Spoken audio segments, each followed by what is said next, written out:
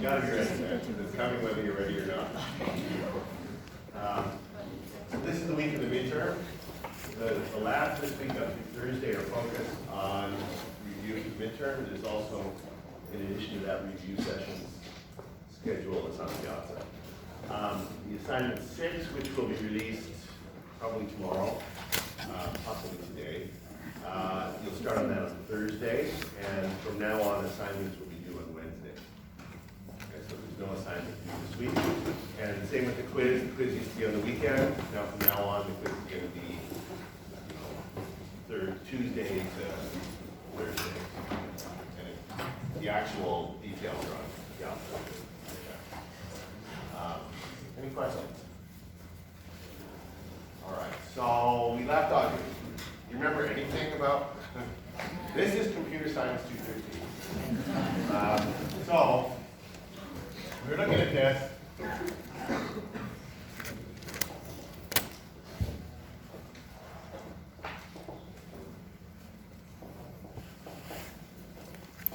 Something like this. A procedure call. So procedure calls are a more complex form of control flow for a variety of reasons that we're going to talk about in the next few weeks. Starting with this thing, so the control flow for this is an absolute jump. So this is just a regular old jump. Jump V. That's static. It's a constant. The compiler knows when it sees this line, it knows where the control flow is going to go next. It's going to be the first instruction of the procedure. And it's always that. It doesn't ever change. But when we get to the end and you're about to return, at this point, the return, the address of the next instruction executed is not known statically, because it will depend upon which part of the code called. Here, the control flow has to return to, here, the first instruction after B. But if, instead of A calling B, then it's called B, then at this point, this jump would have to jump to that location. So here, when the compiler gets to generate a code that's the end of a procedure, or any place in the middle where you say return, it doesn't know the address you're going to jump to. It's a dynamic jump. And so we're going to use this instruction, the indirect jump, where the register R6 will store the return address. And in order for that to work, what we have to do is, as part of the procedure call, save the return address in R6. So before you do the jump, we're going to use this instruction get C, and in R6, I'll explain in a second, into R6. And what that instruction does, it says, let R6 equal P, that's not R6. Let R6 equal P, C plus 6, so that's this constant. And so, if you recall that when you're executing this instruction, the PC is the address of the next instruction, right? And we want the return address to be the instruction right after that. So to get the return address from the PC, we have to add the size of this instruction. And because this is an absolute jump, it's a big instruction, it's 6 bytes long. So that's where that 6 is, that's the size of this. If it was a smaller instruction, if it was a 2-byte instruction, which we'll see later, that would be a 2. And this is where we left off, right? Any questions about it? Yeah. There was something in the notes about how instructions are always used, so you can divide them by 2. Is that So yeah, so in the implementation of this instruction, which actually will have an offset here, is just like with the load and store, where the offsets are by 4. Here, well, this is also for branch. Actually, I think it's branch when this comes up, because every instruction is either 2 or 6 bytes long. The offset between any pair of instructions is always an even number. To sort of get more space in the offset, you scale it to normalize it by number. That's only in the implementation of those instructions. When you're looking at the instructions with assembly language, that's abstracted away.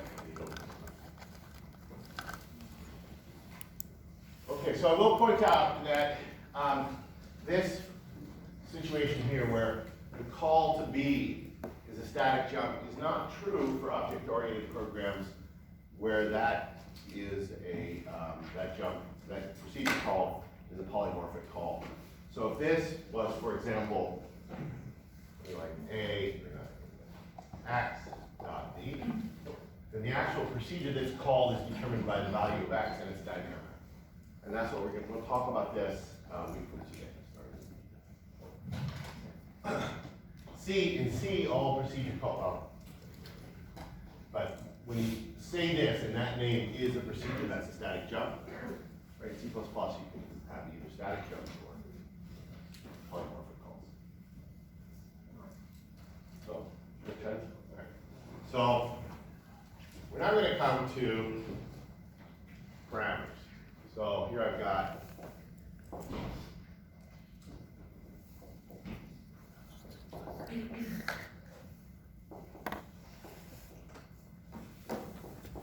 and local variables. So I've declared here there's A0 and A1 and L0 and L1, as you see in the slide up here. These are variables that are in scope inside the procedure. So they're variables that you can access, right, while you're in here, but you can't access them anywhere else. And of course, arguments have this special property that they're given an initial value from the call. So the initial value in this case of A0 would be 1, and you know. But as we have, so this is a new kind of variable, and we've confronted sort of, three kinds of, I guess sort of four kinds of variables we have in the global scope. We have two kinds, arrays and regular variables, and then we have variables inside of structs. This is yet another kind of variable. And when we looked at all those, we asked the question, well, can the variable be allocated statically? So in the case of global variables, they can always be allocated statically, but sometimes global variables point to things that are allocated dynamically, dynamic arrays and dynamic structs. Variables inside of structs, they're either allocated statically or dynamically, depending on whether the struct was allocated statically or dynamically. Okay. So now, the question, which is a Socrative question for you to do, and there's the room number, field 5952. Could these variables be allocated statically? You understand the question? So, feel free to talk about this with each other, and then go to Piazza and answer, or not Piazza, Socrative answers.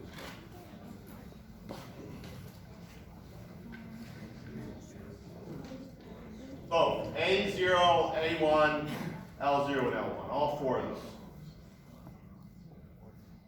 Oh, actually, I did say L0 and L1. Okay, just L0 and L1, but it's the same for all four. Yeah, just focus on L0. I'll probably just type that.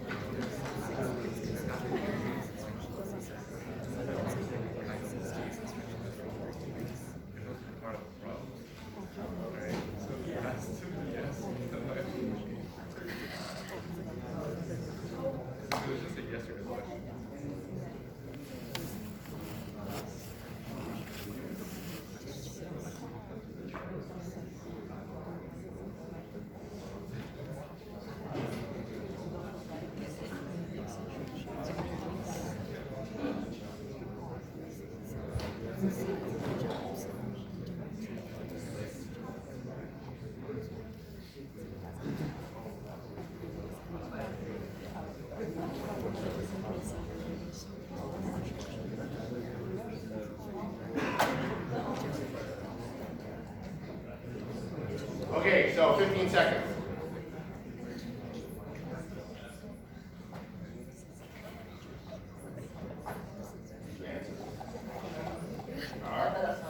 That's why you're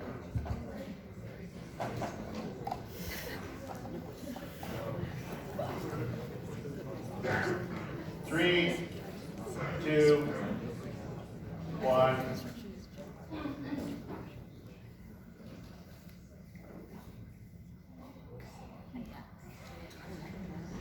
All right.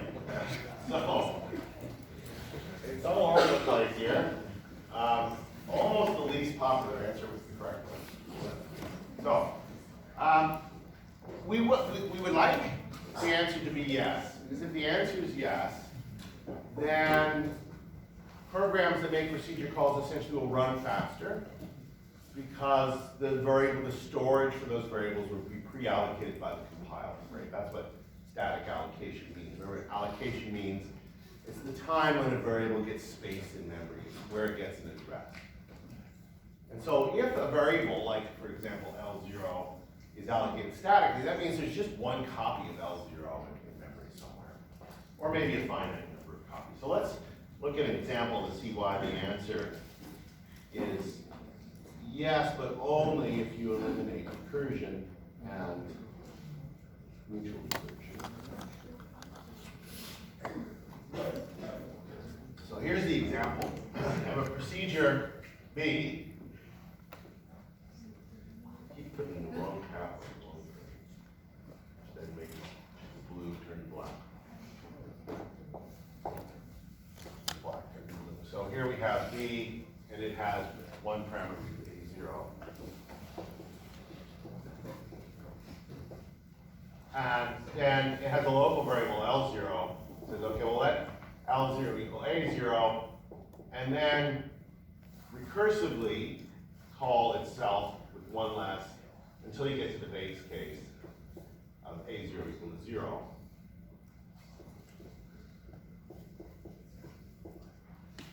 And then when the recursive case is done, then print out the value of L0.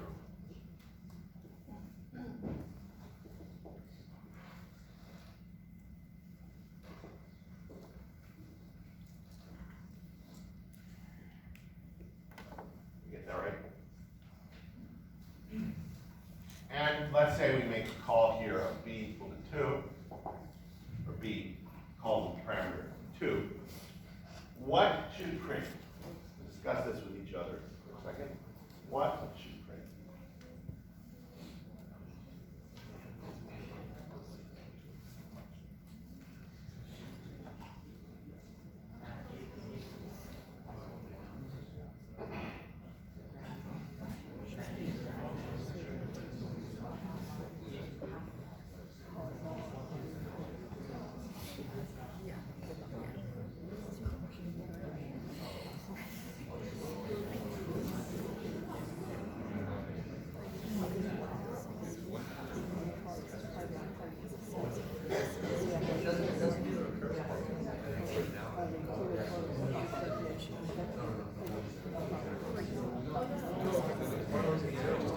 Okay, so what's the first thing that prints? 0. And what's the second thing that prints? 1, 2. So the output should be 0, 1, 2. 0, 1, 2. And if we look at what's happening at the point where it's about to print 0, right? So here we are, we're about to print 0. What's the value of L0? It's about to print 0, and it's printing L0. So what's the value of L0? 0, right. And then it returns. And it's now in the previous recursive case at this same line, right? This same line executes 3 times. But at that point, what's the value of L0? 1. And then it returns again, and now the last print, what's the value of L0? 2. So L0 at this particular point in time, where this is L0 equal to 0, has 3 different values. 0, but then when it returns, it's going to have 1, and when it returns, it has 2. So all of those values have to be stored somewhere, right? So I have to have multiple versions of that variable in order to support recursion or mutual recursion. Right? It's the same thing with, just because we don't have direct recursion. If you have indirect recursion, I think it is indirect, but from 110, it's called mutual recursion. At least according to Gregor. That if you have B and B calls C and C calls D and something like this, and eventually you call back to B, it's going to be the same thing as if B calls B directly. Okay? So the fact that we allow languages that will support the semantics of every procedure gets its own copy of the variables, which is what we're seeing here, is that each of these calls has its own copy of L0. And even in the case of recursion, this means we have to have multiple copies of all those local variables. And the number of copies we need is unbounded. And I don't know how many times, the compiler doesn't know how many times this procedure is going to be called recursively. Because it's going to depend, in this case it sees the 2, it says, well, in this particular case it will be called 3 times, but twice recursively. But it's going to depend upon, there'll be many different places in the program that call B, perhaps, and sometimes that number will be a dynamic value. So if you just look at B, you have no idea as the compiler how many copies of L0 you need. Does this make sense? Okay? So therefore, unless we want to eliminate recursion or place a bound on the number of recursive steps, you get like 50, and the 51st one, then segmentation fault. Or we could just eliminate recursion. I always thought this would be really kind of an interesting trick. Is that you spend all of 110 learning about the value of recursion, and then in 213 you can eliminate recursion, make it not possible to write a recursive program. This whole thing is a simpler problem. We don't need what we're about to talk about, the runtime stack, unless you have recursion. The runtime stack is really all about supporting recursion, certainly. Okay? But we're not going to do that. And we're not going to bound the number of recursive steps. Okay? So, because that's a powerful tool for writing programs. So, what this means essentially is that the first time we call B with the value of 2, it's going to have its own copies of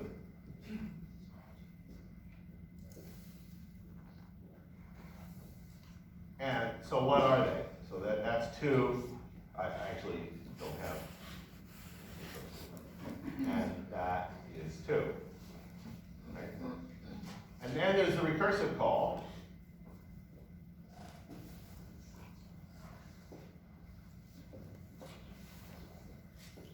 And then the other recursive call.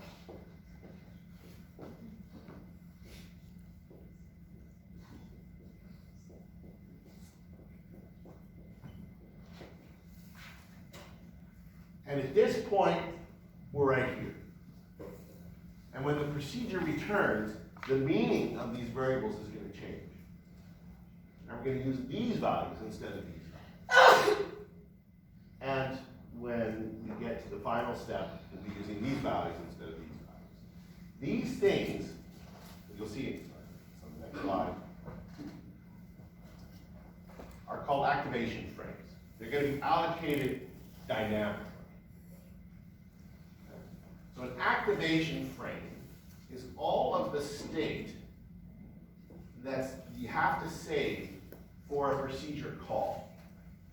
It's going to be the local variables and the arguments, plus in addition to that, some other things, save registers. We'll talk more about that in just a second.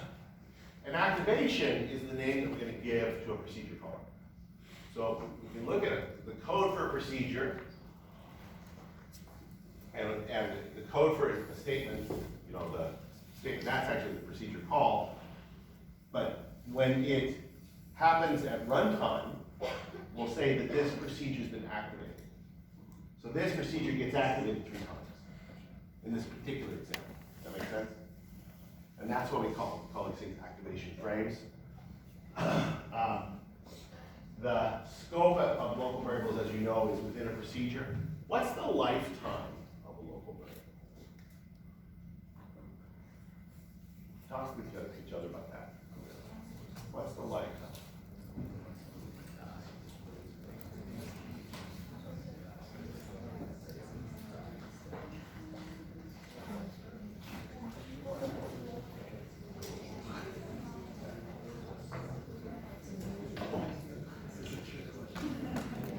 What's the lifetime of a local variable? When does it come into life? When a procedure is called. And when does its life end? When the procedure returns. So, the lifetime of this value equals 0 starts with the call to b sub 2 and ends when that particular activation returns.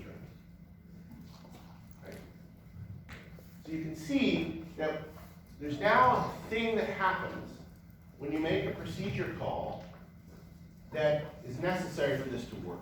There's going to be a dynamic allocation. So somewhere here, we'll talk on Wednesday about the details of how that happens. But somewhere here, we're going to do a dynamic allocation.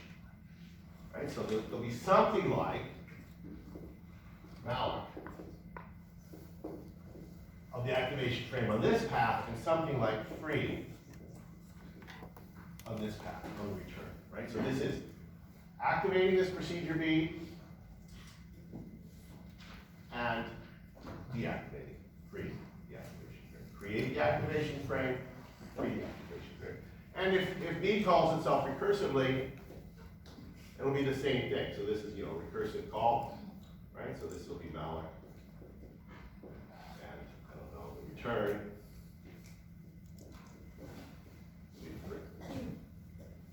So every time B is called, there'll be some kind of allocation, and sometimes every time it returns, there'll be an allocation. And the question now is, should we use the stack? Or should we use the heap? So we could use the heap. There's actually nothing wrong, particularly, with using the heap, except that the heap is a fairly complicated thing. And I'm going to show you the code now for malloc. This is GNU libc malloc.c. And this will be on the midterm, by the way, so I'll post it and you need to memorize it.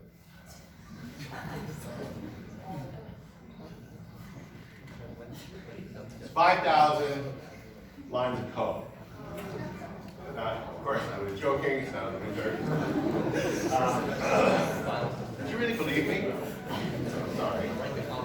So, it's complicated.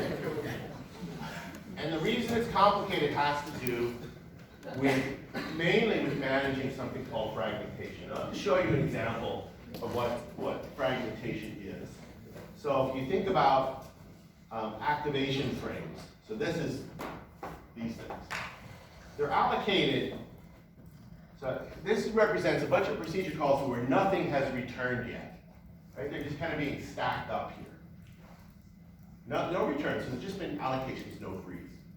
And at this point, I'm about to return. So one of those activation frames is going to be freed. Which one? The one at the top. And it's always that way. It's always the one at the top.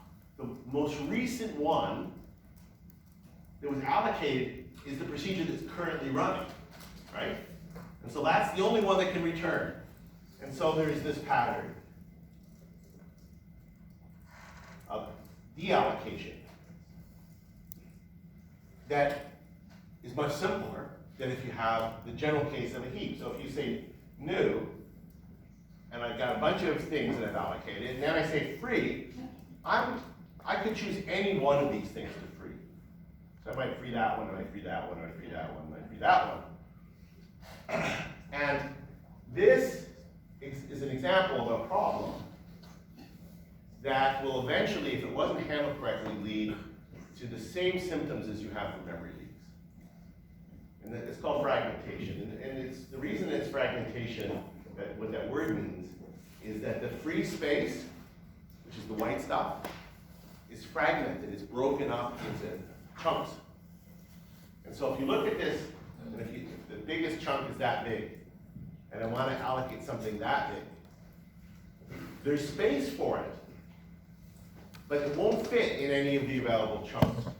So that would require a new allocation, right? So the free memory can't be used because it's too small. And you saw this in the last assignment when you're implementing malloc, right? Sometimes, even though there might be the cumulative size of everything, it might be big enough for the allocation. Unless you have something, a specific thing whose allocation is big enough, you've got to go and use more of the heap. And so this wouldn't work. So this would be bad. And so all those 5,000 lines of code basically are designed to ensure that this never happens. So with malloc and free from the standard C library, whether it's GNU or Apple or whoever is providing Microsoft, that will never happen. But in order for that to not happen, you have to have free and malloc and free be a bit more complex. And so they're a bit slower as well. And so it's the fact that there is this pattern of allocation, so that first thing that's freed is the last thing that was allocated, which is, now you can talk about 221 for just a second. What data structure has that property? Last in, first out. A stack, right? So we're going to organize this piece of dynamic memory as a stack. And it's, other than what I've just talked about, it is no different than the heap. It's just for dynamic allocation, but the stack will be just for activation frames. And it's the allocation and deallocation won't be with malloc and free. So it's not going to be malloc or free, it's going to be something else. Function calls. Huh? You came in late, so you don't know what we're talking about. Function calls, he said. Yes, that's a function call. But what's going to go here is a specific piece of code that's going to do the allocation in a specific piece of the free. And I may actually get to it, and you can see it in just a minute. And it's like super simple, turns out. Okay. So, a couple things here. So, first of all, any questions about it? So, somebody, yeah. Okay, so just to clarify, we're basically creating a stack in the dynamic memory for Sorry. activation calls. Let me show you the picture on the right and see if this helps. So the picture on the right here is a picture of all of memory. And we've had this picture before, where they have the static allocation stuff up here. So this is the code and the global variables. That's the part when the compiler is allocating things, it's just using that region of memory. And at a certain point, depending on the program, this will be a different point, it's all done.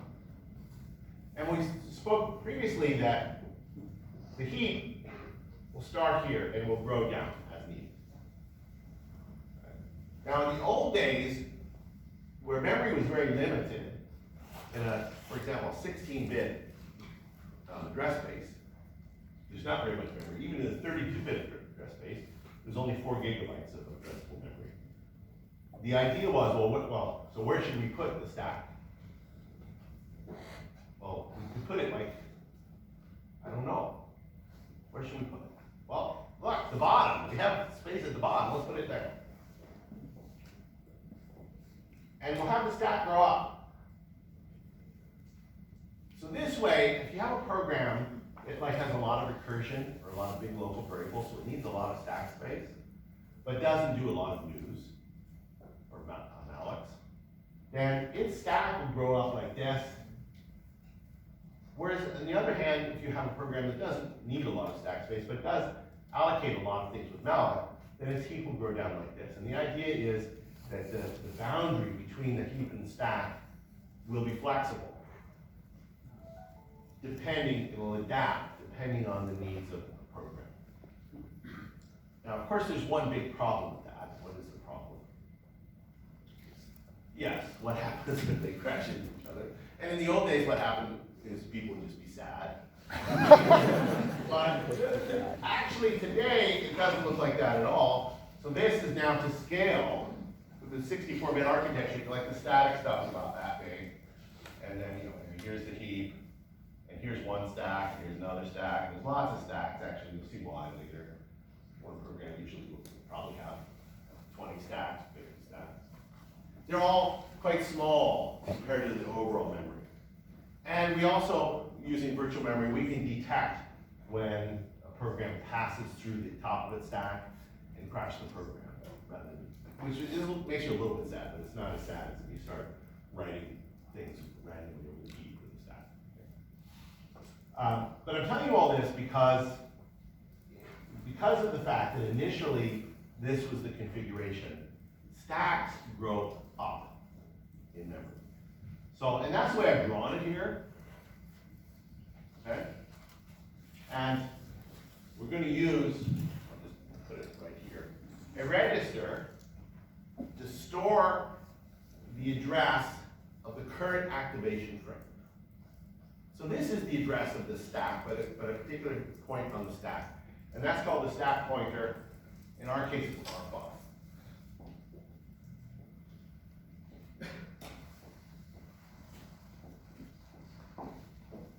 Okay. So to allocate something from the stack, allocate a frame on the stack, what do you have to do? So I'm going to allocate a new frame here. What do you have to do? I have to update R5 by doing what?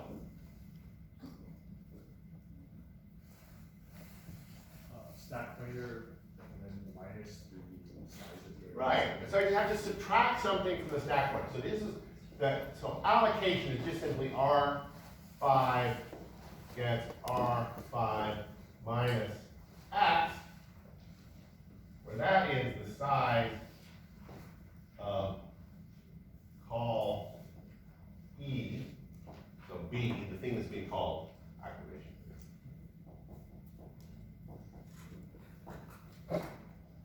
Which is known statically. The size of the activation frame is known statically because what's in it are the arguments and the local variables and some other things that are saved there.